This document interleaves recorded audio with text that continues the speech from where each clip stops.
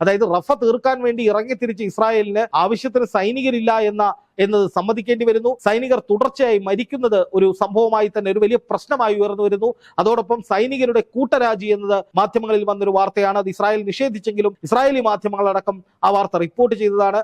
അങ്ങനെ ഇസ്രായേൽ സൈന്യത്തെ ഉപയോഗിച്ച് റഫയിലേക്ക് കടന്നു കയറുമെന്ന് ഇസ്രായേൽ പ്രഖ്യാപിക്കുമ്പോഴും ഈ പറയുന്ന പ്രതിസന്ധികളൊക്കെ ഇസ്രായേലിനെ വലിയ തോതിൽ ബാധിക്കുന്നുണ്ട് എന്നുള്ളതാണ് ഏറ്റവും പ്രധാനപ്പെട്ട കാര്യം. ഇസ്രായേലിന്റെ സൈനിക കാര്യമന്ത്രി യോ ഗാലന്റ് ഗസ യുദ്ധത്തിൽ സൈന്യം വലിയ വില നൽകുകയാണ് എന്ന് പറഞ്ഞതായുള്ള റിപ്പോർട്ടുകളും ഇതിനിടയിൽ പുറത്തു വന്നിരുന്നു. അപ്പോൾ സമസ്ത മേഖലകളിലും ഇസ്രായേൽ തിരിച്ചടി നേരിടുന്നതിന്റെ മറ്റൊരു അടയാളം അല്ലെങ്കിൽ മറ്റൊരു തെളിവാണ് ഇപ്പോൾ പുറത്തു വന്നിരിക്കുന്നത്. ഈ തെളിവ് എന്ന് പറയുന്നത് ലോകത്തെ ഞെട്ടിക്കുന്നത് തന്നെയാണ്. പ്രത്യേകിച്ചും പറയുകയാണെങ്കിൽ ഇസ്രായേൽ വിചാരിച്ചാൽ എന്തും നടക്കും, എന്തും അവർക്ക് ചെയ്യാൻ കഴിയും. അവർക്ക് പലസ്തീനെ ഒറ്റയടിക്ക് ഇല്ലാതാക്കാൻ കഴിയും, ഹമാസിനെ തുടച്ചു നീക്കാൻ കഴിയും എന്നൊക്കെ വിശ്വസിച്ചിരുന്നവർ അന്തം വിട്ടിരിക്കുന്ന കാഴ്ചയാണ് കാണാൻ കഴിയുന്നത്.